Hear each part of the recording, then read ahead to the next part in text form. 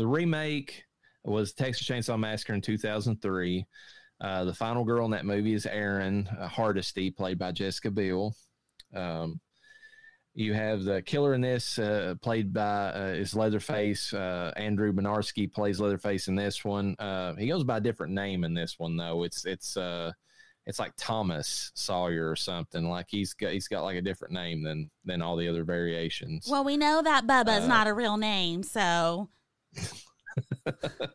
I think they call him Junior in this movie quite a bit too. So, the victims in this movie, we got Pepper, which is the hitchhiking tramp. We have Eric Balfour, who plays Kemper, who is kind of the boyfriend, to Jessica Biel in this one. Jonathan Tucker plays Morgan. He's kind of the Franklin stand-in, kind of a weird character that kind of annoying. You feel a little bit more for him than you do for Franklin, but not a whole lot more. And then Mike Vogel, who plays Andy, who's kind of the other person who's really does. I mean, I know it's supposed to be set in the 70s as well, but he's all about that free love, because they just picked up that hitchhiker, and he's going. Looks like he's been banging her for days on the road, and like he just they don't care about STDs back in those days. I'll just throw it out there. No, it's the fucking 70s. Which it doesn't matter. I mean, you might as well. Get it while he can, considering the events that happen in this movie. True. We have the Doom Prophet in this movie being played by the teenage girl. She's the hitchhiker they pick up in this version. Very, very disturbing scene. Like you can tell she's been brutally raped, blood between her legs. It's actually played by Lauren German, who plays on Lucifer. She plays the blonde-haired detective that he falls in love with. That's all you know her as. She doesn't have a name. Yeah. She's called Detective. But I was surprised to see that was her whenever I was looking up on IMDb. But now that I think of it, it obviously, looks like her. She didn't change much. She's in her 40s now. She looks the same. She's a lot skinnier now. Oh yeah, she is. Probably not. And then I don't know, this is a tangent, but one of the newer seasons, I feel like she got super skinny and looked sickly. I don't know what happened to her off screen. I am glad you said that. She got skinnier and skinnier as Lucifer went on. And it looked bad at the end. I mean, not anything toward her. I just felt like she looked like she was sick, Yeah, it's hard to say. Oh, yeah, she's had more meat back in the days, and she looked normal. Yeah, well, the Hewitt family, because they're not the Sawyers in this version. We have Jedediah, who's the little child, played by David Dorfman. Sheriff Hoyt, played by Arlie Ermey, which is the best fucking thing in the movie. Old Monty, who's in the wheelchair, played by Terrence Evans. I didn't really care for him. He is not a good. I don't know if he was supposed to be in the stand-in for Drayton, but maybe Hoyt was. I don't know, but Old Monty didn't stand out at all to me. Yeah. Luda May, who plays the matriarch, she's kind of like the grandma instead of the grandpa in this movie, but they played it a little bit more realistic in the sense that she's not like a pseudo zombie. She's just kind of like this old biddy that's like, kill him, Junior, that sort of thing. We've got Henrietta, who's the tea lady, but she's also holding the baby that was actually the teenage girl's daughter that they stole from her after they killed, almost killed her. And she's played by Heather Kafka, and then the narrator returning again is John Larroquette. Agreed to come back for the remake and do this one. This one's way more serious. Is some brutal ass fucking kills in this movie. There is.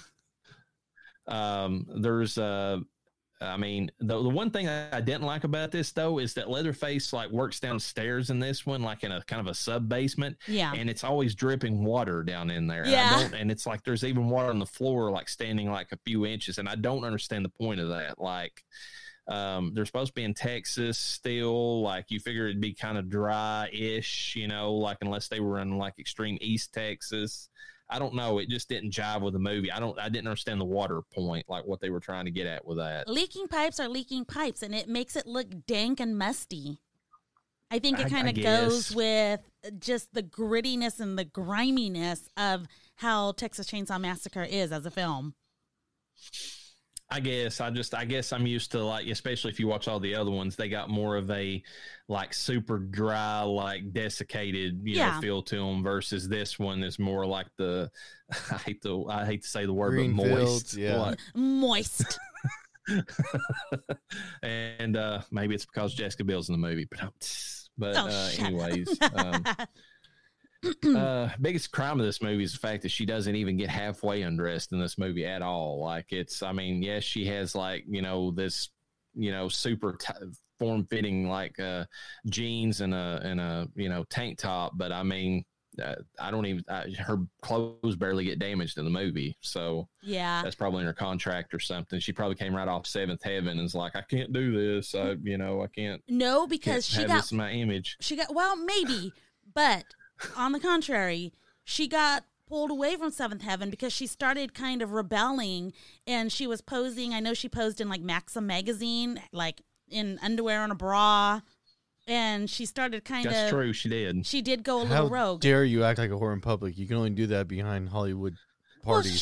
Well, she was playing like the preacher's daughter, literally, in Seventh Heaven, and I think she was slightly wild in Seventh Heaven, but not to the degree that. And Jessica Biel she was growing up, is ultimately what was happening, and they kind of didn't want to allow her to do that publicly, and she was like, "Fuck you!" So she did it. So it's kind of funny that it wasn't long after that this movie was made that you're right, she is kind of covered up, and I don't know if that was, that it was the director, or if it was, I doubt it was her. Yeah, I don't know. I mean, it's one of those things too, because they don't really, I mean, if they're trying to paint her as the traditional virginal, final girl, there's certain scenes in the movie that kind of hint that she's pregnant, because at the beginning of the movie, she's throwing up. They've just been to Mexico. Yeah. And, the whole thing is that they've smuggled some pot across, and that's what Hoyt gets them on, is he finds the pot or whatever. But, and she's pissed off at him for having it. But, I think I even read, like, somewhere that in the, unfilmed part of the script, it did say that she was, that she was pregnant with Kemper's child. Yeah. So, it's not like she's virginal to begin with. I don't understand why they're, trying to play that angle that, in the movie that way. Yeah. I don't know. I feel like in this movie, they were kind of trying to be a contrast to the original film, but it's like, you're remaking it. You don't have to be a contrast. You don't have to be identical, but do you have to be like the opposite? I don't know. I mean, there are things to the movie, to its credit. I mean, they give a lot more, they give a lot more for Jessica Biel to do as far as like her character. She has a lot more agency in the movie. I mean, she's not like Sally, and she is running for a good portion of it, but she actually fights back. I mean, especially toward the end of the movie. There's that great scene where she's in the slaughterhouse. She hides in one of the lockers. There's a pig across from her that like spooks Leatherface. He goes over that direction, and then she actually hacks his entire arm off. Yeah, that's holding the chainsaw with like a meat cleaver, and then runs away. And then she tricks Hoyt, which is the best kill in the movie.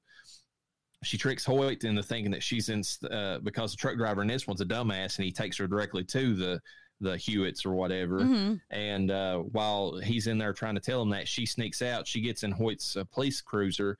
He goes toward the truck thinking she's still in there. And then whenever he looks up the last second, bam, she just runs over him. Yeah. Backs up, runs over him again, and then just books it. That definitely was my favorite part.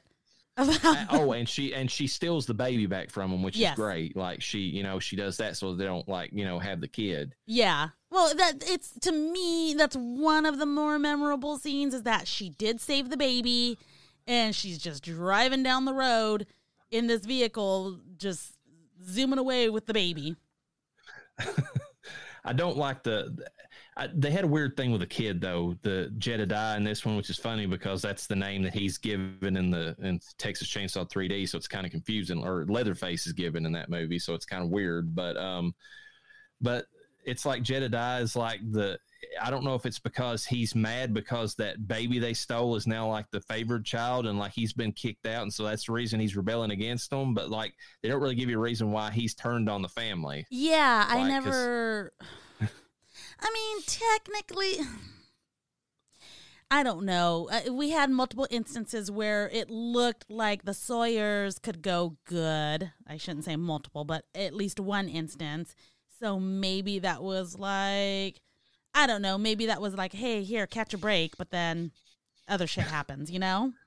Yeah, I don't know. But like, he's the reason that Jessica Biel gets away from Leatherface whenever because, I mean, the catcher, they almost have a scene like they do with Sally where she's around the table and they're, you know, like torturing her and she's screaming. You know, the matriarch of the family's like, get her out of here, Junior, you know, like get her the fuck out of here and take care of her. He throws her down there in the basement. She sees that Morgan's still alive, so she pulls him out of there, which is kind of dumb because he's barely moving. Like at a certain point, just let the fucker die. Yeah. I mean, you know, but she also has to kill Andy in that scene, so that's kind of bad. Like he begs her because he's on the hook and he's like, he's like, I can't deal with the torture anymore. Oh yeah, that was a mercy kill. Yeah. That's so, horrific, like, though. Could you imagine having to do that as a person? It was a rough scene in the movie. I can't even imagine, you know, in real life. I mean, they did it pretty well. Yeah. But and then she drags Morgan out of there. The dumbest part of the movie, though, is the fact that her and Morgan get away. I mean, with the help of that kid, get out of there. They go to this other little shack somewhere on the Hewitt's property. Yeah. You'll find me here. They hide in various little cubby holes inside this house. And when Leatherface like finds Morgan, like she runs out to help him, but then, and they both like between the two of them, they knock the chainsaw out of his hands. She's still on the ground. She's right beside the chainsaw, but instead of her trying to grab it and do anything with it, she does some kind of other maneuver, which is completely stupid. He gets the chainsaw back and then like starts cutting into Morgan. She's like, I'm sorry. And then runs off. I'm like, what was the point? Like, I mean, you had the chainsaw right there. Yeah.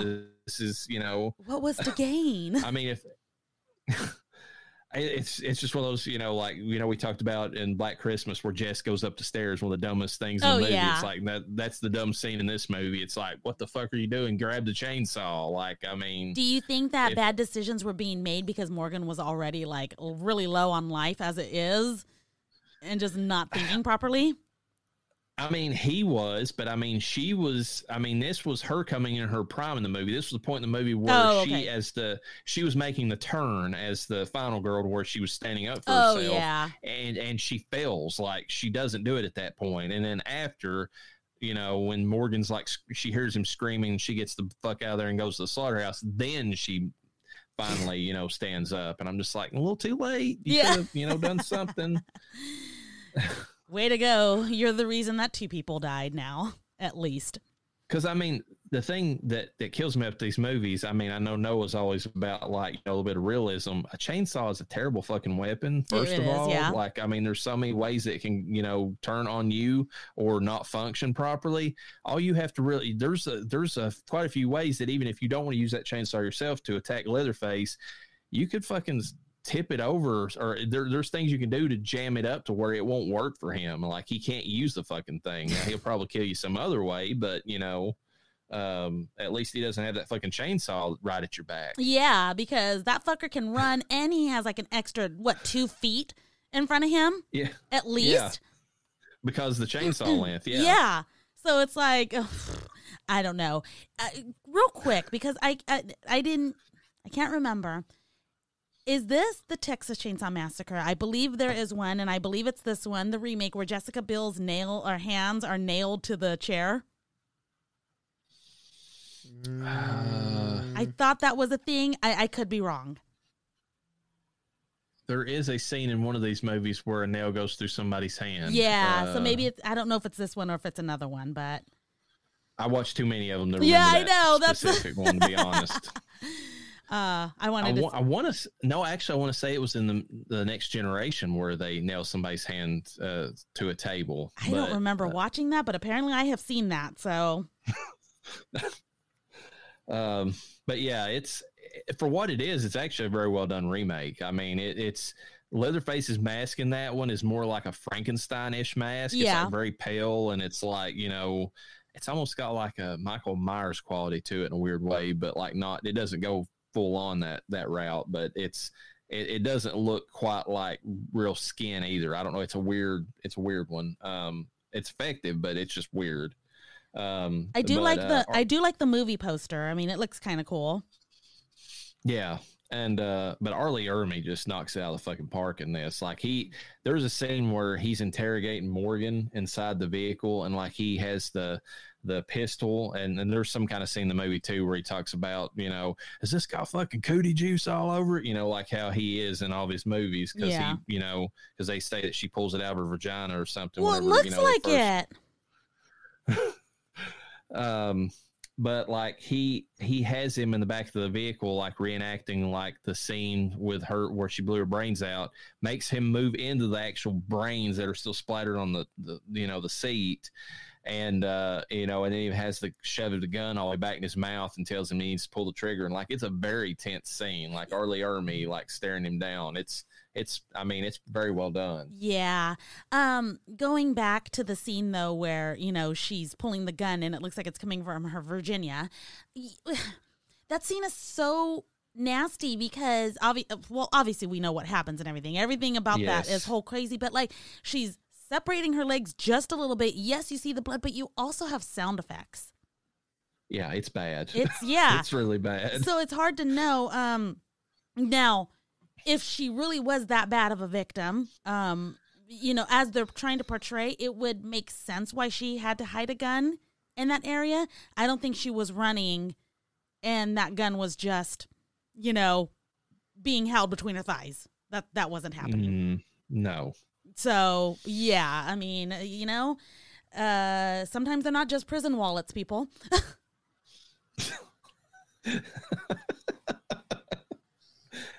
Sometimes it's a prison purse. I mean, I guess technically she was a prisoner.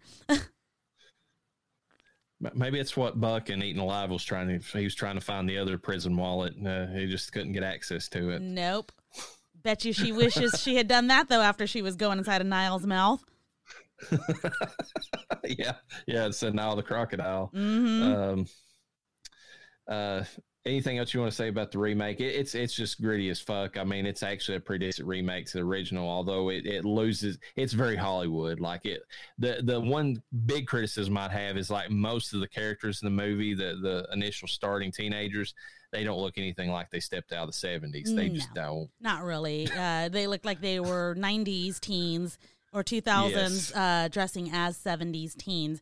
I would like to say two things. I had mentioned that, it's a memorable scene of Jessica Biel driving away with the baby, and it really much is. But I really liked how at the end, when, spoiler alert, the two sheriffs go and check on the house and they end up getting murdered, and it just shows his face, and it makes it kind of look like it was some kind of documentary, like, this is... Oh, yeah, that was pretty cool. I liked that a lot. So that was the first thing that I wanted to throw out there. Another thing that kind of made me, remember this movie so well. And I also would like to say that I told you so. I told you were going to like the movie. So thank you. Thank you, everyone, and good night. Really? I think the reason I didn't like it at the time was because there were so many shitty remakes that were going on at the time this movie came out. Like, I just, I was just like, fuck it. Yeah. Because you got to remember, like I said, I watched Chainsaw quite a bit as a kid. So it's an easy one to, like for me just to pass over. It's like, you're not going to top that movie as far as like, its effect on me, because I watched the original. Like, and the people that grew up with this one and go back and watch the original, they might have the opposite reaction, like, oh, this is so stupid, or whatever. But it's when you see the original first, you can clearly see the Hollywood of this one, even though it's well done. I will give you that. It is well done. Fair enough. Ready for a bit of trivia about the 1974 version? A bit of trivia? Yeah, well, a lot of trivia. A chunk of trivia. Sure, let's go. Director Tobe Hooper claims to have gotten the idea for the film while standing in the hardware section of a crowded store while Christmas shopping. While thinking of a way to get out through the crowd, he spotted the chainsaws. Wow. That's where it came from? That's where he claims it came from. Quite the inspiration. Look at us hack through all these fucking people. Folks, we have all thought about that, okay? Not enough to make a movie about it. I always dream that, like in any car that I've had, where you have the handle to pull up on the for the e-brake, that the little button on the tip is actually a blaster, and I have cannons in the front of my car, and it just shoots the cars in front of me. So you got like a James Bond Prius? Is that what you're trying to say? Exactly. In your mind, Hey, look it. That's why it's called the Danger Prius. Okay. Wow. But it's a nice little tie into the holiday we're getting ready to celebrate. So, he was getting ready to do some Christmas shopping and decided he wanted to saw through the other shoppers and so there you go. We've already reviewed a Christmas slasher. According to John Larroquette, his payment for doing the opening narration was a marijuana joint. Wow. Hell yeah. Cheap. That's epic. Hey, here's the bad thing. He probably got paid more than some of the actors in the movie Okay. by just getting the joint. That's how sad this was. All right.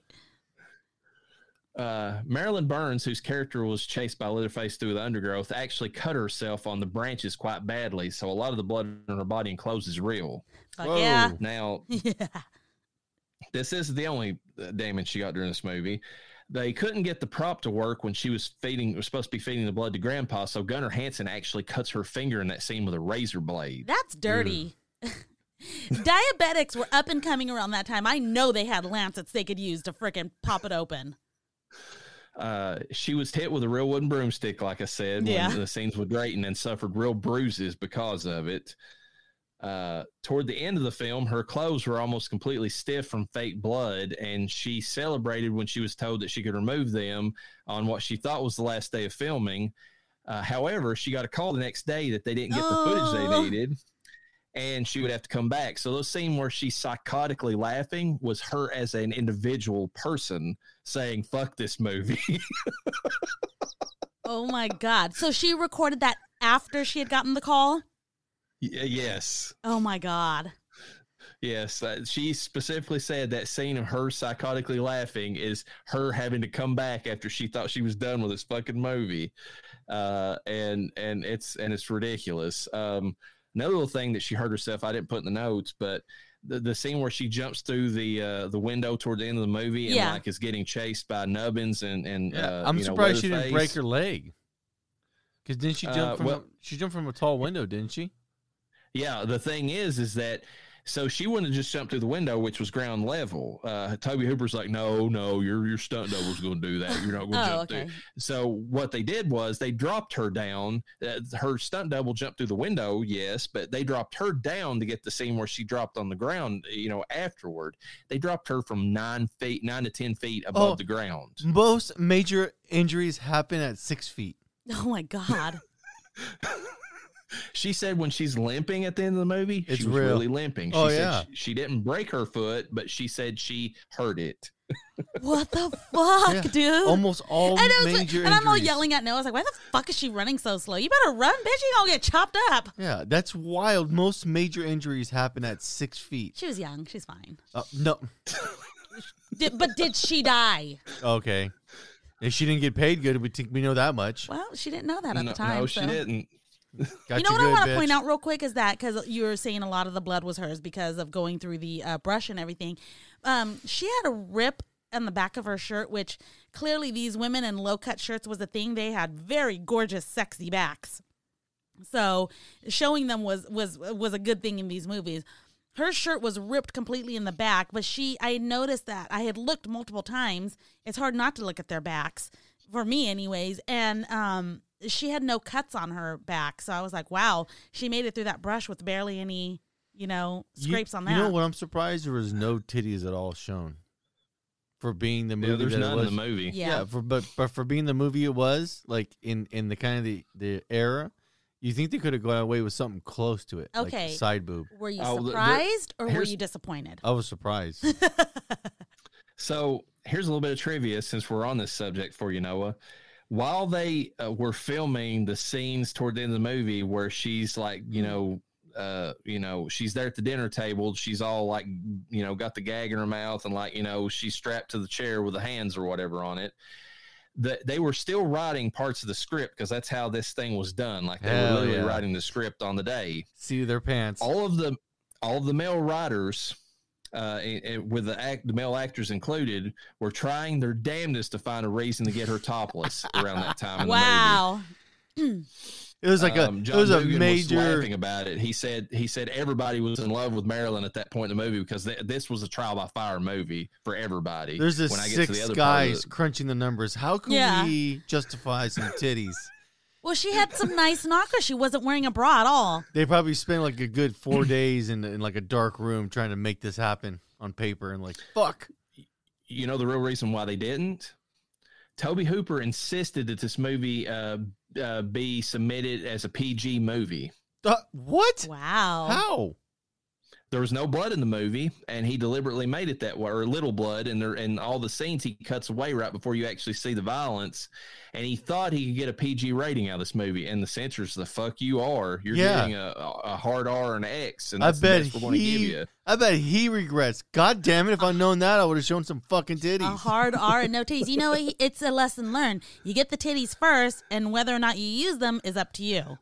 But you get that hard R, you're going to show some titties. Now, this is skipping ahead a little bit, but the actress Carolyn Williams, who played Stretch in part 2, said that, she, after watching X and seeing all the influences from, Tobe Hooper that's in Ty West, X movie and all the pornography that they worked into that, she said that if Tobe Hooper had realized what he could have gotten away with, after if X was a kind of a thing that he would have played, he would have totally put all kinds of tits throughout his movie and probably even full-on sex scenes, because she said Tobe Hooper was the kind of guy who would do that. He just, at the time didn't do it. Fucking Toby. So there you go, Noah. You this isn't the only instance where we'll get denied boobies that were, or tit shots that we should have got. Wait till we talk about 3D. Oh my God. I've already mentioned the soundtrack was made using strange instruments at Tobe Hooper's home. Gunnar Hansen originally turned down the role of Leatherface due to the sheer brutality of the plot. He was then persuaded to take the role by Marilyn Burns, who was friends with him at the time. She showed him titties. Hooper actually wanted him as soon as he saw him cross through the door because he filled most of the door frame owing to his imposing size. Yeah. This guy's big and retarded. We should totally get him. They first hired another actor for the part, but that actor got drunk at the start of production, holed up in his motel room, and refused to come out. Hooper just happened to, walk by Hansen one day while they were in town and ask him if he would take over the part, which Hansen at that point agreed to. So, wow. So he wasn't even an actor? He was, and he tried for the part, but they'd already filled the part with another actor's role with another actor, and then that actor just refused to do the part. Damn. I wonder what kind of regrets he had later in life. Leatherface wore 3 different masks: the killing mask, old lady mask, and pretty woman mask. Pretty woman Hansen walking down the street. Pretty woman mask. Of all the people I've ate. Gunnar Hansen commented the reason he wore a mask, according to Toby and Kim, was the mask really determined his personality. Oh, okay. Who he wanted to be the day that he was determined by the mask he put on. So when Drayton comes home with Sally, Leatherface is wearing old lady mask, and he's wearing an apron and carrying a wooden spoon. He wants to be domestic, helpful in the kitchen. At dinner, he wears a different face, the pretty woman, which has the makeup that consists of a female wig and a black suit, as Leatherface is dressing up for dinner. An old deep South tradition which stems from his Southern upbringing, and the killing mask is the skin mask he wears while chasing and murdering his captives. What mask did he wear when he spent the time with Daddy at night? Well, it's funny because there's other things to talk on. about how Leatherface was actually the bitch of the family. He was the one that was made to do all the feminine duties in the family. So. Hansen later added the idea of the mask is that there's no personality under it. That was the idea in talking with Toby and Kim. Whenever they created the character, they said he has to put on mask to express himself because he himself can't do it. The way he tried to create him, there was nothing under the mask, which is what makes him so frightening. Yeah. Tobe Hooper allowed Gunnar Hansen to develop Leatherface as he saw fit, but under his supervision. Hansen decided that Leatherface was mentally handicapped and never learned to talk properly, so he went to the school for the mentally handicapped and watched how they moved and listened to them talk to get a feel for the character. He also tried his best to make his portrayal as non-offensive as he could. Many fans, including those who were mentally handicapped, say he succeeded. Wow. Even the retards loved him. It's good. He didn't go full retard, guys. Yes. He just went the right amount. You did a good job. You weren't retard, but you went full retard. You gotta be like Rain Man. You're retarded, but you're smart. There were lines of gibberish written in the script for Leatherface. Toby Hooper would sit with Gunnar Hansen and tell him what the lines meant, and the actor had to figure out a way to say that without actually speaking. In the scene where the old man comes home and starts yelling at Leatherface about the door, Hansen remembers a take where he communicated a little too verbally. Hooper told him there's too much intelligence in the character, and the shot was redone. Not one chance to have a line, says Hansen. Aww. You're at an 80 IQ. We need you at a 10. Yeah. Just crank this down. I could understand you in that one. Make it dumber. In an interview, Gunnar Hansen stated that he saw Leatherface as completely under the control of his family. He'll do whatever they tell him to do. Oh, he's a little bit afraid of them. In the documentary, The Shocking Truth, the director Toby Hooper portrays Leatherface as a big baby who kills in self-defense because he feels threatened. And that is clearly seen that scene where he goes to the window. I think that gets conveyed actually pretty good in the movie. His role as Leatherface marked the first and only time that Gunnar Hansen shaved off his beard. He never shaved it again. Wow. He wore 3-inch heels so that he was taller than the rest of the cast, which caused him to hit his head on doorways and other objects several times during the shoot. Like actual heels or shoes that are just taller? They were Cowboys type boots with very slick soles and like 3-inch heels. Okay. The mask also severely limited his peripheral vision. He remembers the first take when he is carrying Terry McMahon and knocking himself out cold after hitting the door frame to his workshop. Toby Hooper jokes it made a great sound effect, though. Damn. So he was literally carrying her and then just hit his head on the doorway and got knocked out cold while he was doing that. Oh, my God.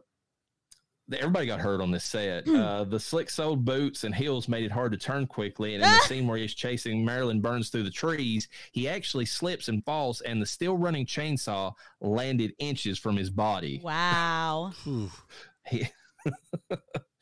Even in his lift boots, Gunnar Hansen could run faster than Marilyn Burns, so he had to do random things when chasing her through the woods. You'll notice in one head-on shot that he starts slicing up tree branches in the background for no apparent reason. Yeah. So that's the reason why. He decided there needed to be some pruning. We're growing way in advance. Well, he is two birds, guys. Yeah. Like 2 birds, 1 stone. Throughout production, Gunnar Hansen would ask Toby Hooper how he was going to get the shot of Leatherface getting hit in the head with a wrench and slicing into his own leg. Hooper would respond that they would eventually figure it out since it was one of the last shots of the movie. I realized what he meant was, if you're killed, we've got the movie in the can, said Hansen. For the shot, Hansen had a metal plate on his leg, but the heat of the chainsaw hitting it caused him to think he had been directly hit. Basically when he describes it, it hit with such force, even though he had that little metal piece on his leg, and it started burning through the metal so much that he actually felt like it was digging into his skin. He actually thought that it cut into his leg. It also didn't help that they had a blood bag placed over the metal, and so when he put his hand there, because when he puts his hand in the movie to that leg, that's actually him freaking out. Like, that's not just Leatherface, that's him. Oh, that's awesome. Caught. And then when he comes away with the blood on his hand, that made him think too that he'd cut his own self with it. That could have been bad. He put his hand right in the goddamn chainsaw. After getting the old age makeup, John Dugan decided he never wanted to go through the process again, meaning that all the scenes with him had to be filmed in the same session before he could take the makeup off. This entire process took about 36 hours, 5 of which to put the makeup on during a brutal summer heat wave where the average temperature was over 100 degrees. With a large portion of it spent filming the dinner scene with him wearing a heavy suit and a necktie, sitting in a room filled with dead animals and rotting food with no air conditioning or electric fans. Now, this gets worse, people. The 110-degree Texas heat plus the filming lights meant all the food on the table quickly rotted. The room's poor ventilation made the reek even worse, raising it to genuinely health-threatening levels. Filming for 27 straight hours led to several of the actors suffering genuine sanity slippage and taking Toby Hooper's direction as meaning they were their characters. and Gunnar Hansen says this. He said whenever he was told to hurt Sally, he was so far gone from heat exhaustion and everything else. He's like, okay, I got to hurt. I mean, like he was in the mindset to actually hurt her. Like his mind was gone at that point. Not exactly the result you want when most of them are playing cannibalistic murderers. And Gunnar Hansen said in the commentary that he genuinely wanted to kill Marilyn Burns for a few seconds after he was ordered to do it by one of his brothers. Wow. Fuck that. Everyone later recalled that the stench from the rotting food and people's body odor was so terrible that some crew members passed out or became sick from the smell, and many of the actors have said they would go outside and vomit only to come back in and finish recording. Gunnar Hansen stunk like absolute the worst thing ever in the movie, even on top of the rotting food, because they only had one outfit for him. And it was a 30-day shoot in 110-degree weather, and they couldn't wash it because they were afraid if they washed the outfit that it would change the colors of the outfit, and they couldn't go back and the continuity would be off. So he wore the same sweat-covered outfit for 27 fucking straight days in this movie. Nobody thought about rubbing the inside of the shirt with fucking deodorant. They didn't do anything. That was just, my God. So 30-day, 100-degree stank all over him. Oh, dude. Yep. And get this. So the lady, the dead animals that were in there that I mentioned earlier, the lady who was in charge of that, she was to keep them from literally exploding from, all the festering, gases and everything else that were in them, was injecting them with formaldehyde. And one of the times whenever the dog that they had was getting ready to go super bad on them, she went to go inject it with the formaldehyde. It popped through the dog's leg into her own leg, and she got a tiny bit of formaldehyde herself from the injection.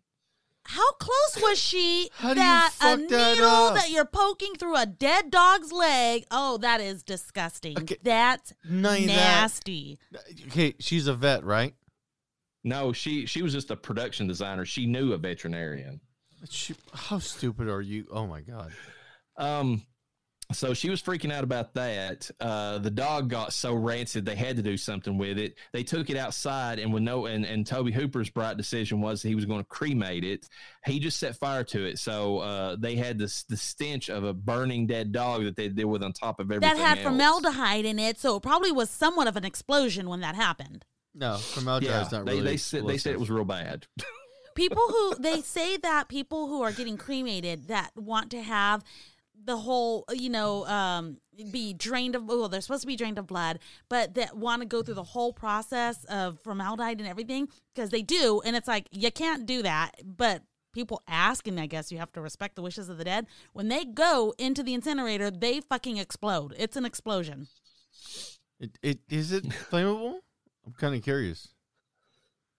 I don't know personally. I mean, but there's no reason why you would want to introduce that chemical on top of everything else if you're trying to just, but it was just a regular fire anyways. And I think cremation fires have to get even hotter than that to try to burn through the bone. And that's part of the problem. So they literally were just burning the flesh, which was already rancid to begin with. So just imagine this set. You've got all these people who can't take, because Marilyn Burns' outfit, the reason she was covered in that Cairo syrup so thick was because she had two outfits.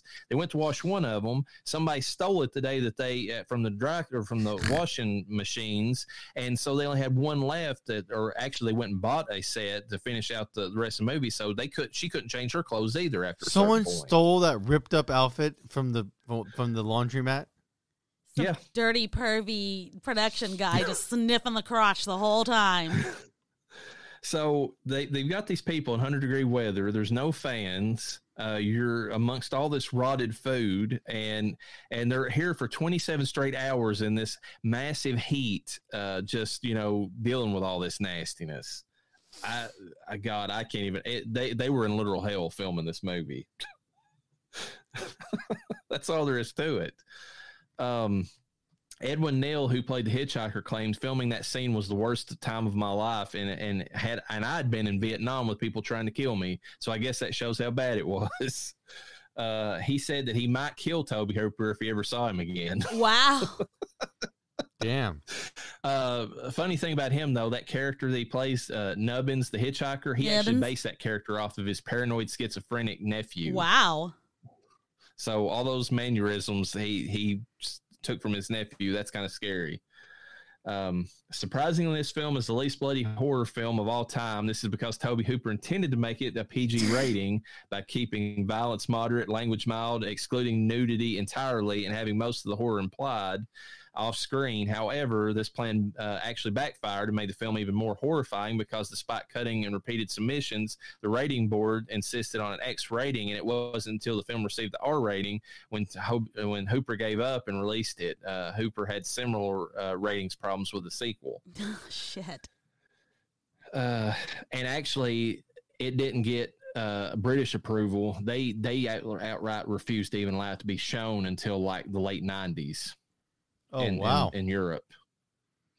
Yeah. They deemed it like, they said it was so awful that it was like actual threat to morality and stuff over in Europe. So there you go. One of Tobe Hooper's techniques for making the film more intense was cutting a small number of frames off of the shot preceding something violent occurring. The small beat catches the viewer off guard as their eyes have become accustomed to certain shots being a specific length. Cinematographer Daniel Pearl also mentioned a misdirection trick Hooper would use, which was having something on the left side of the frame and then cutting the Leatherface on the right. But all the violence is pretty much implied in this movie. They let your mind finish out the rest of it, which is very effective, by the way. It's actually kind of the reason why I hate how much they go into the graphicness of it in Terrifier 2, just because it gets a little stupid at a point, like when you show too much of it. You know what? I'm surprised after they gave him the R rating, I'm surprised he didn't go back and try to reshoot scenes with blood or something like that. Well, it's the same thing that we talked about with The Frighteners, because Peter Jackson says he wished he would have made that movie more violent, and because they kicked him up to like a R rating because there was bullet holes in one of the doors, and that's literally the thing that they wouldn't let go. Bullet holes in the door. Yeah. And he said that he would have went back. He said if he'd had the time and went over, production, cost or whatever, he would have went back and added that, the violence back into the movie that he would have preferred to have there to begin with. But, but he was trying to keep it to where it would get like a PG-13 or below rating. You can't deal with these ratings crews. There's something else. Well, especially back then too. Yeah, well, you had so many, like Siskel and Ebert were like the big gatekeepers that would rally the public on their behalf. Yeah, especially like they did on Silent Night, Deadly Night, and got it to where it was completely removed from theaters for like years or whatever. The film's original distributor was Bryanston Distribution Company, which turned out to be a mafia front operated by Louis Perrino, whose nickname was Butchie. So Tobe Hooper went into business with a guy named Butchie Perrino. So that right there should tell you that he wasn't too smart when it came to this sort of thing. Bada da boopy. What's that? I said bada da boopy. Perrino used the movie to launder profits he made from Deep Throat in 1972. In return, the production received only enough money to reimburse the investors and pay the cast and crew $405 apiece. Fuck. The movie, and this is after gross. They were guaranteed points. See, a lot of them forewent their actual earnings on them while the movie was going because they knew the movie was going over budget and they wouldn't go get paid. And so they were like, okay, that's fine. Just give me points on the back end because they thought that the movie might do decently, and it did gangbusters, but they only got like a fraction of a percentage because the company that Tobe Hooper originally sold them the percentage points off of, he had to sell out to Bryanston, and Bryanston, only paid them like a pittance off of that. Okay, so wait, he lied about. Okay, so they were only paid $405 apiece? Yes. Okay, this was Texas Chainsaw Massacre. Yes. Okay, I wasn't sure if we were talking about Deep Throat. I wanted to clarify. No, this was Chainsaw, yeah. Okay, holy shit. That's a gangbusters movie, and you get paid a fucking pocket change. Yeah. Yeah, I mean that. Now, granted, they were originally only promised about $300 a piece, but whenever production started going under and they couldn't even get the 300, that's when Hooper said, "If you will keep filming this for me, I will give you points on the back end, which will give you significantly more than the 300." Well, that significantly more was $105. I wonder if you ever went back and tried to honor something to them people. To this, according to the documentary, they did not. Like, and the producers are still pissed to this day. They actually went on to try to sue Perrano over it. Good luck with that. Well, the thing was, and this is what this says, after they tried to sue him, but then he was arrested later because of obscenity charges with regard to Deep Throat, and then that whole company went bankrupt, and so they didn't, they couldn't sue anybody at that point. Yeah, but what about selling the movie to like VHS, DVD, and all those other sales?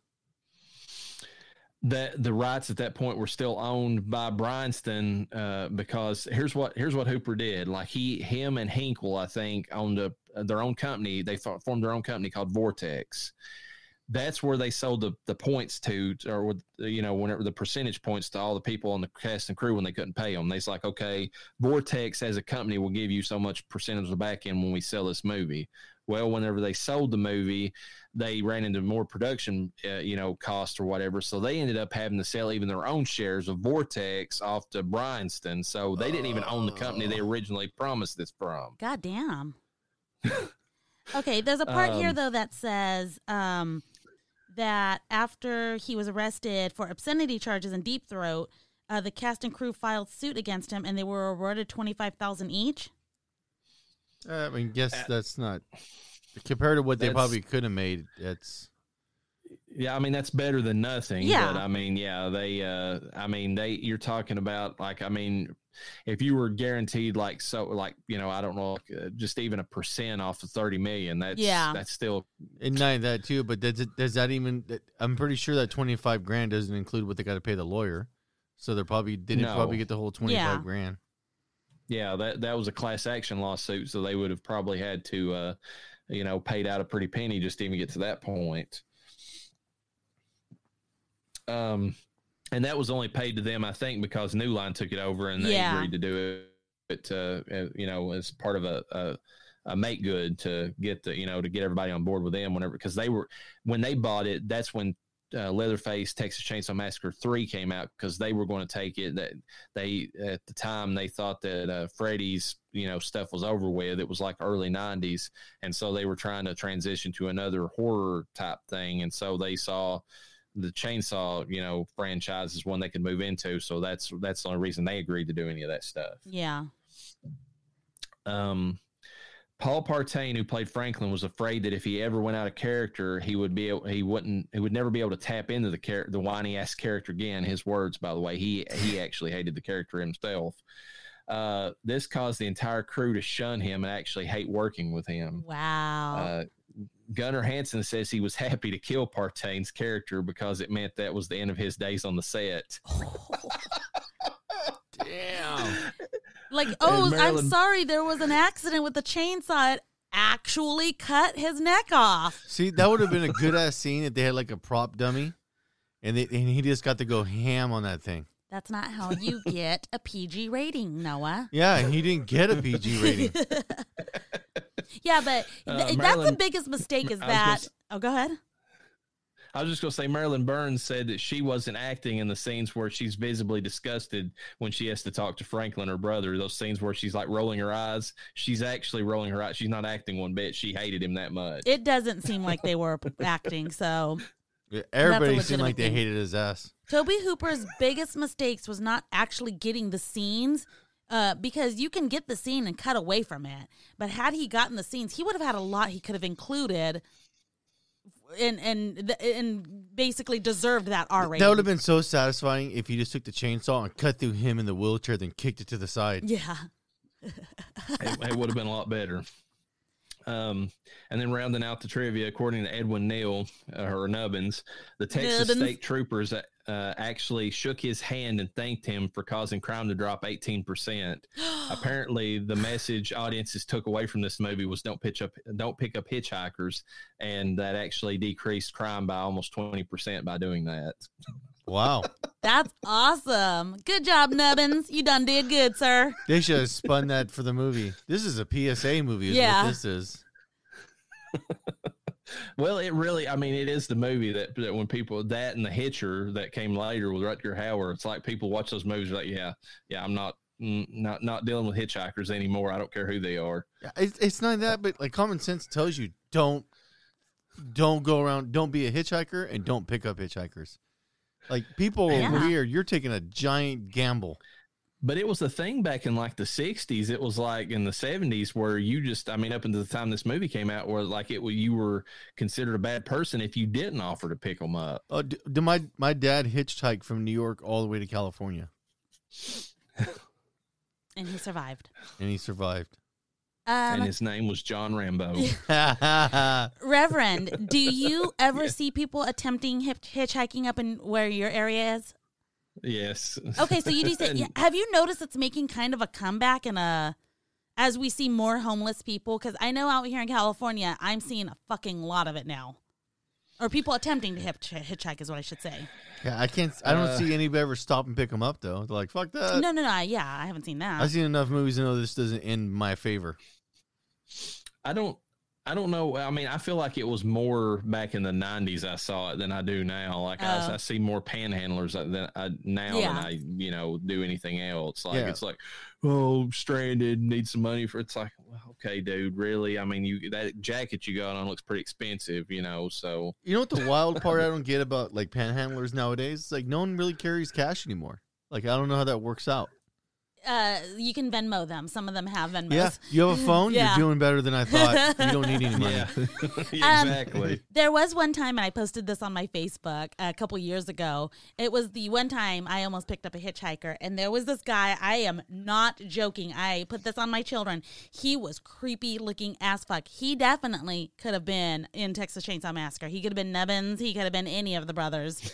There was something not right with this guy, but he had the fluffiest, most gorgeous, pristine looking Pomeranian in his hands. Like and he had kidnapped that puppy. Women die. Yes. And I was like, oh my God, look at that puppy. It was so cute. It was this guy. Did you pull over and say, where's your dog going? Yes. I should have. Just put him in the seat. I'll take him. It was when we're getting on from Antelope, getting onto 80. So it was that weird. He wasn't on the freeway, but he was on the grassy area the entrance to the freeway. Horrible area. People can't pull over right there. So how many women probably thought the same thing you thought? Oh God, all of them.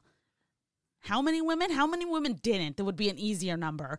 Oh my God. But see, it was so weird because like I said, he looked like a monster. Something was wrong with this guy. This guy was not right, okay? But this dog looked like it had definitely been kidnapped from some rich woman. And every guy is like, get the fuck away, you creepy fuck. Yeah. And I was like, do I? Oh my God. That's why Ted Bundy was able to be so successful. It was 100%. Stupid shit like that. Yeah. Ted Bundy was good looking, according to women. His car was a fucking giant red flag. A beat up Volkswagen Beetle. That should have been like, get the fuck out of Dodge. He was good looking, according to the women. So that's the thing. He's cute. His car's a little rundown and it smells like corpses. Well, and he was also, wasn't he also super, super smart too? He was very intellectual. He's a really good speaker. Like he did public speaking and everything. He was just like, of all the serial killer types, like he could actually go up to a person and actually be charming, which is kind of a weird one, Yeah, and that's very uncommon. So I don't know. I never seen a photo and was like, oh, that guy looks like he was good looking back in the day. I don't know. That's just me though. But put a puppy in his arms. No, I'm just kidding. I bet if you look at statistics about people that pick up hitchhikers, I bet it's overwhelmingly women picking up hitchhikers. Well, unless it's a guy trying to kill somebody. Well, there's that, but I was also going to argue I could see like over the road truckers picking up like, women, with the implication being, ass, gas, or grass, nobody, rides for free, but yeah, but truckers back in truckers back in the day were tough dudes. They used to do a lot of the stuff themselves, and it was a different breed of a person compared to truck drivers nowadays. So you pick up a truck driver back in the day, man, tough motherfucker. Well, and then some of them now are running rigs where their wives are are riding with them, so they probably can't get by with that shit. Yeah, we ain't stopping for no lot lizards. Who the fuck is that bitch? We're not going to this gas station. Go to the next one. Don't pick She's up a this whore. bitch covered in blood. You get the fuck out of here. I don't care if she's being chased by a guy in a human, skin mask. It's a trap. Don't fall for it. Yeah. Ooh, that one has a dog. Let's get him. Oh, look at the doggy. Are you all ready for the awards for this episode? Yeah, let's hand out some awards. So Final Girl rating. Hold on. Are we talking about the second one at all? Next episode. We're going to talk about it in the next episode. We're going to give it its own due. So, Sally or Aaron for the Final Girl rating. That Reverend is a tough one for me. I mean, it is, but it isn't. Instinctively, there we go. I would like to go for Sally because she was just more realistic. She looked like she was really getting killed in this movie. She kind of was. Yeah. Well, that's the brunette. No, Sally is the blonde that was at the end of the movie that was all psychotic. Yeah. And then Aaron's Jessica Biel from the remake. Yeah. Okay. And like I said, I liked the remake, but it's like you said, it's very Hollywood. These actors, they kind of know how to act. It didn't feel like these actors were acting in the original, and she is. It doesn't feel like they were hanging out in 100-degree weather. Yeah, with their shit just destroyed, and no one cares. I mean, I think that the elements that were around them, I think it really fucked with them. Like they were going through some shit, and it was showing. So it's gonna be Sally for me. I think for me, it's Sally as well, just because, I mean, even if she doesn't, quote unquote, like turn the tables on Leatherface or Nubbins toward the end of the movie, Aaron does some stupid shit right before she does turn the tables. And like, I do appreciate her killing Hoyt, but like, the way that she took him out, but at the same time, it just, there's too much sincerity to what Sally, brought to the table. So I got to give it to her. Yeah. Killer rating, Leatherface. Do you prefer the 74 version or the 2003 version of him? It's going to be the 74 for me because he came off like a killer, but also didn't. Whereas 2003 came off as just as a killer and had there was no subtlety to the 2003 one at all. He was just a mindless killer. That's it. Yeah. And there was, I don't know, like that's scary, but there's something scary about, I don't know, a mentally handicapped child ultimately that has no control over anything in its life. He has retarded monkey strength and he has a chainsaw. Yeah. And can run in hills. I'm sorry, but 2003 did not run in hills. That big boy outran the little girl with the chainsaw in his hand. Yeah, in hills. That's embarrassing. Women everywhere just we should put shamed. him in the track meets. He's a tranny. Put your mask on, Bob. I think too there's a lot of things that Gunnar Hansen himself as an actor brought to the little subtle things like that gives you sympathy a little bit for the 74 version, which I did not get. Like he's just a straight up like you feel creeped out or scared by him in the 2003 version. Yeah, Bernarski's just like more of a force of nature in that movie. He's not really like empathetic at all.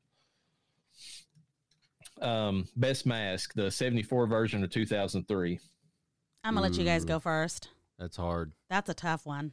Because you're comparing modern FX makeup to shoestring budget of the 70s. The 70 one just, it looks like human skin. Like I don't know what they did to make it look that way, but for me, it's probably going to top them for all of the movies in the entire chain of the movies that are all the franchise period, just because it looks more realistic. Knowing Tobe Hooper, it was human skin. It probably was, yeah. Off of a fat lady's ass. Just go dig up a corpse. It's free. And we'll just rip that off and we'll tan it and sew it together. The corpses at the beginning of the movie, the face is ripped off. That was the face.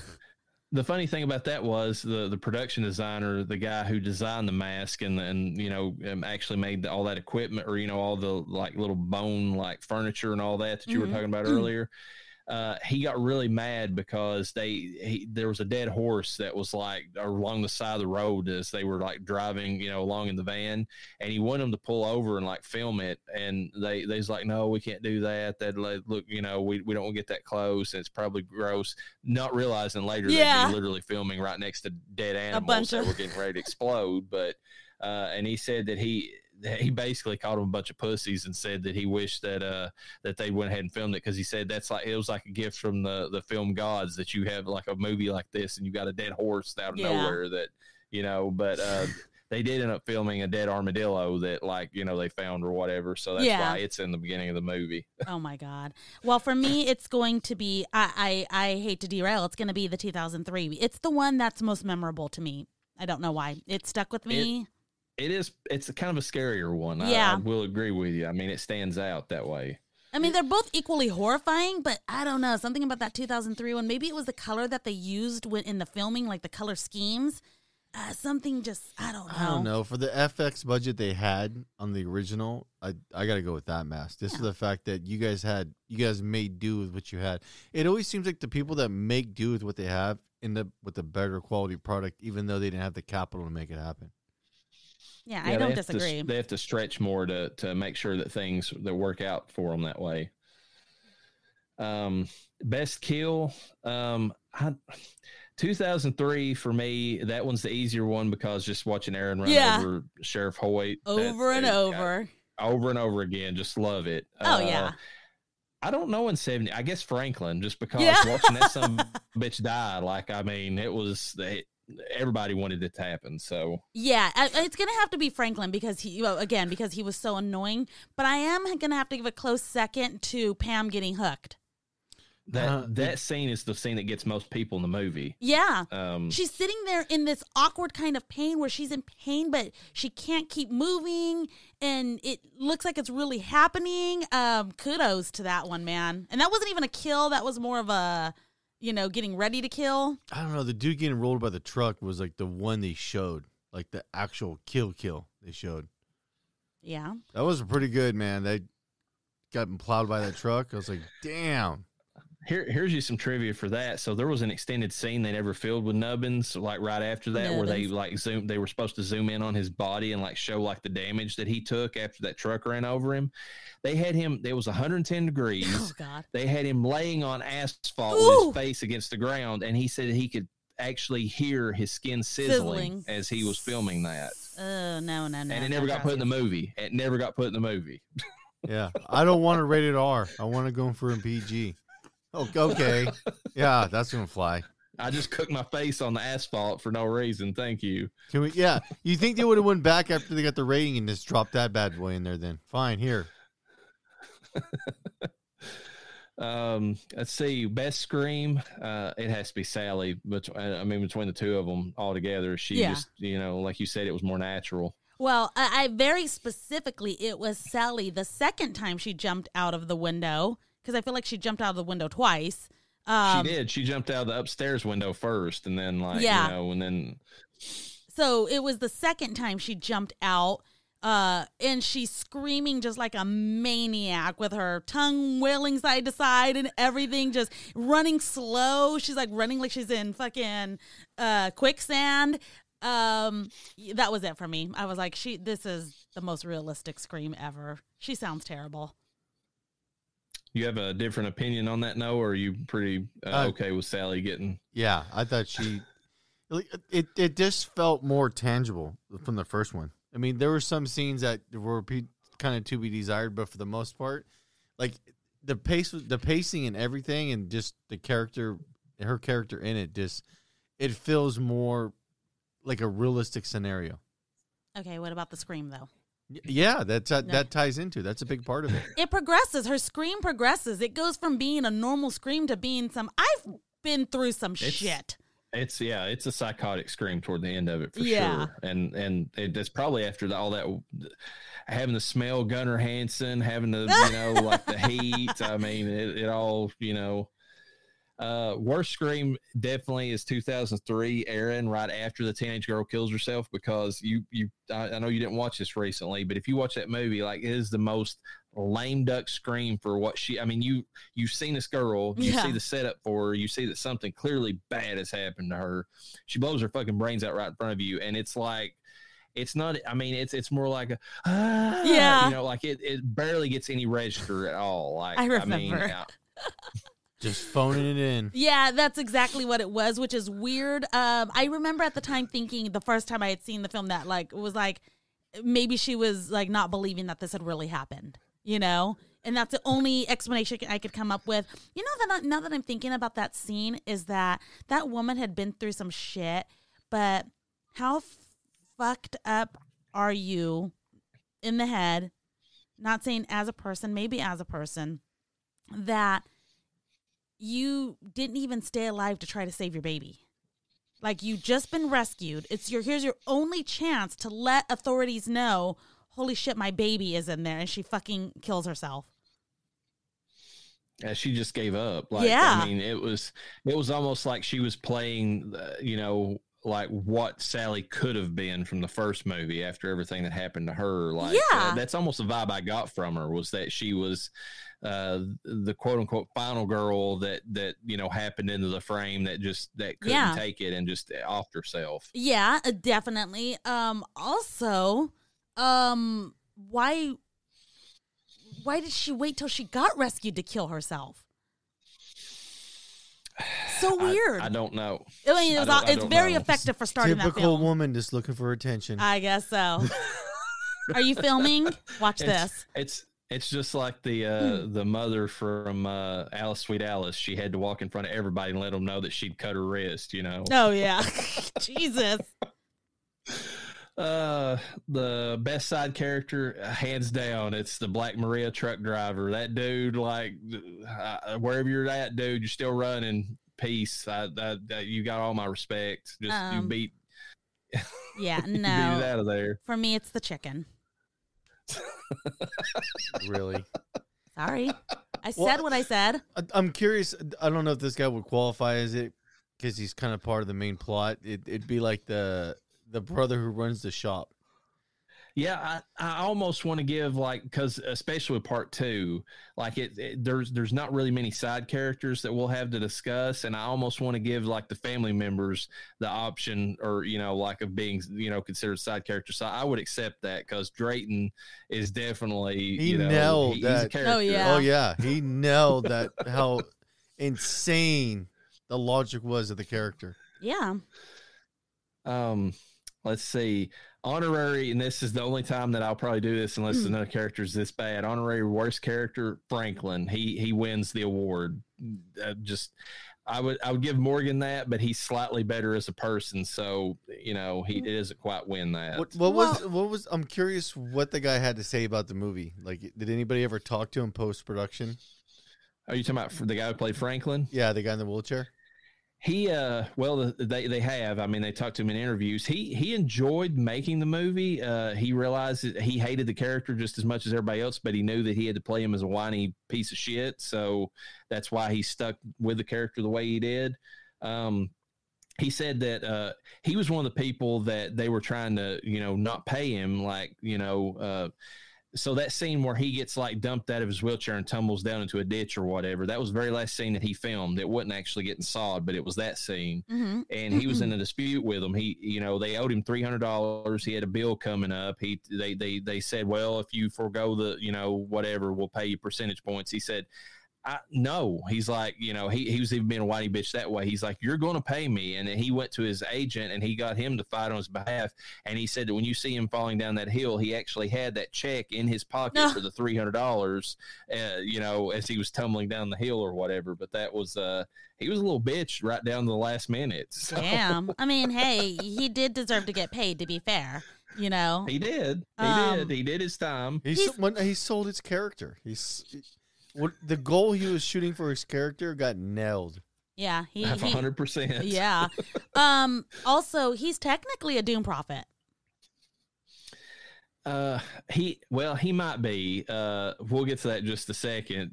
We have to skip over best boobs because there were none in either one of the movies, and I was highly disappointed that at least the new one didn't have boobs. I mean, my husband seemed to be enjoying stuff popping out through the shirt. He's like, "Ooh, it looks like it's cold out there," and then she wasn't wearing a bra. And then I hit him with the frying pan, and he fell asleep. So, how annoying is the Doom Prophet? Well, now the 2003 Doom Prophet is actually the hitchhiker girl that they pick up, and she is very disturbing and tragic. She's not annoying at all. Oh, yeah. But she's the one that tells him, she's like, you're going to die. And she actually sets him up to die because if it wasn't for her, they wouldn't have had to stop and try to, find the sheriff. So she's actually the reason. Just like most Doom Prophets, she leads to their doom. Oh, yeah. In 74, there's not really a Doom Prophet in the movie. The funny thing was, watching it again, you could say that drunk that they see whenever they go to the graveyard to kind of see if their grandpa was like one of the, corpses that had been disturbed. Mm-hmm. There's that drunk guy that's laying next to Franklin, and he's sitting there, and he says some kind of, kind of creepy line that says something like, those who smile or the ones who are laughing are the ones that know the truth or something. I would almost say that Stubbs is a Doom Prophet. Stubbs? Nubbins? Nubbins, my God. In a weird, fucked up way. Well, here's the thing, though. If you go back and watch it, Drayton is actually the Doom Prophet because he tells those kids specifically. They start saying, he's asking them, he's like, where are you going? And this is when he's being nice. This is because you said that he's very good at playing, a mix of like different, mental, capacities or whatever. But like, he's being nice at that point, and he's just asking them, he's like, where are you going? And they're like, well, or grandpa's house is over there. And he tells them, he's like, you don't want to stop at no rundown houses around here. That's a good way to get killed or get hurt. Yeah, you're going to get hurt. He tells them specifically. And look what they do. I got some delicious barbecue here. Yeah, he's like, won't you come in here and eat some folks? I mean, eat with some folks. Oh, fuck. But he is the one that tells them not to go to that house. So he is technically the Doom Prophet. Yeah. Well, how would you know? Experience. I saw Franklin worried about the sign that was on their on the side of their van and be like, you don't think he's going to come for us? He ain't going to come for us. Are you going to come for us? Like, them damn Dracula's going to come right after us. I'm telling you what. I tell you what. You know what? I was telling Noah that one of the things that I say out here, and I don't know, I know I got it from my mom's side of the family. This is the Spaniards, but they're from Texas. Spaniards from Texas. That don't make any kind of sense. But anyways, it makes as much sense as a Mexican in Pilgrim times. That is true. Wednesday. But anyways, but one of the things I heard them saying this, and I was like, oh my God, I say this all the time, is what can I do you for? And I was like, is that a Texas thing? That sounds like a Texas thing. What can I do you for? It's like, how can I help you? I don't know. Yeah. I've never really heard a lot of Californians say that. My husband doesn't say it. So I guess that's part of the weird random Texas that I have in me. It has to be, because that's not even a thing from around here. So these here parts? From around these parts, that's not what we say. We typically say, "How can I help you?" You got that E at the end of it. Yeah. we're not talking about Kanye either. So, anyways, the Doom Prophet is kind of hard to keep track of in the first movie. There's so many people. Like, I would give Nubbins too. Like Noah was saying, like, he technically is warning them. I mean, because he has that whole thing where he sets fire to. I mean, he does have that one scene. He sets fire to the photograph of Franklin, and he tells him, he's like, you're going to pay for this, or bad things are going to happen. And so he does technically serve as a Doom Prophet too. Yeah. Goddamn warning signs all over the place. Signs everywhere. Signs. Fucking hippies. And the family was the one giving them the warning sign. Get the fuck away from our house. We're gonna butcher you. You might want to bell. It's like, we've got a retarded brother. Don't go in the house with him. Don't go there. And they're like, doop. But to be fair, he was telling them that there was no gas. There's no phones. And he's like, just wait here. It doesn't necessarily mean that he's warning them. He could have had a way to contact, the boys, Nubbins and Bubba. Hey, Nubbins and Bubba. We got some of them here folk right here. Some city folk. We got Meals on Wheels. We got some prime meat waiting for you over here. This Franklin, he's a chubby bastard. Meat's nice. The meat, yeah. bones. It's and nice he and can't tender. run. Yeah, it's nice and tender. He's been sitting down all day long. Oh it's my God! It's like veal. It don't have any tough meat. Y'all horrible. Toby Hooper would have appreciated that comedy. Dumbest decision, 2003, Aaron not picking up the chainsaw when Morgan steps up to defend her. It's the dumbest scene in that movie. Like, I can't really, other than Kurt going inside the house. Now that's pretty fucking stupid, but I mean, I don't know. It's not the dumbest thing I've seen in a horror movie. I think picking up the hitchhiker was the dumbest decision. No, going in the house. Okay, let's examine the time error and what the fuck they did. You're in Texas. And you're going to a random person's fucking house. You're lucky you got chainsawed, not shot in the face. Okay, wait. Yeah, are they from Texas? Are they from are they from a different state? No, I'm talking about Franklin. Franklin 100% was from Texas because he even had the accent. Yeah, that's true. But like just knowing, like you've been driving through Texas, stopping at different places, you get an idea how the people operate there, and you went into some random fucking person's house. You got what you deserved, motherfucker. I can't disagree. I mean, I had sympathy for Leatherface when he's like, where the fuck are these people coming from? Yeah. Yeah. God damn it. It's the goddamn county. We ain't paying them property taxes. They're on the property. I think another dumb decision was them going to the old house. I don't think that so much was about, because if they would have stayed there, they probably technically would have been fine. At that house? They would have been fine if they'd stayed at the house, yeah. Correct. They didn't have no gas, though. Yeah, but going to a neighbor's house That's and walking true. into, what the fuck are you doing? When there's generators running. Gasoline! That was funny. Oh, dude. So many bad decisions. Oh, well, is there anything else we want to add to this episode, or are we ready to wrap it up for this one? We're ready to wrap it up. Unfortunately, I lost the audio for the for the second Texas Chainsaw Massacre. I could probably pull it up real quick. I'll just have to edit it out of this audio. Texas Toast 2. Wow. That's fine, whatever you need to do. Okay, hold on. Let me pull it up real quick. I guess we'll just screw the outro music because I done fucked that up. You know, that'd be the name of a good horror movie. Are you going to apply that later? Yeah. Texas Toast. Hold on, let's find this. Oh, there it goes. Okay. Tell me that wouldn't be the name of a saying, good Noah? horror movie. A horror movie named Texas Toast. Texas Toast. Shut up. That's a good... It's hot as fuck in Texas. It was somebody goes around setting fire to people. Is that what the movie's about? I don't know, but the name would be... It's a nice, catchy name. You just have to figure out something. The plot of the movie. Yeah. Leaving people out in the heat in Texas. Something like that. There's something you can do with that. Oh, yeah, like bury them up to their neck or whatever in sand or something and leave them out there to... Just roast. Good old Texas toast. That's actually a pretty good idea. I'm going to slap the both of you. What?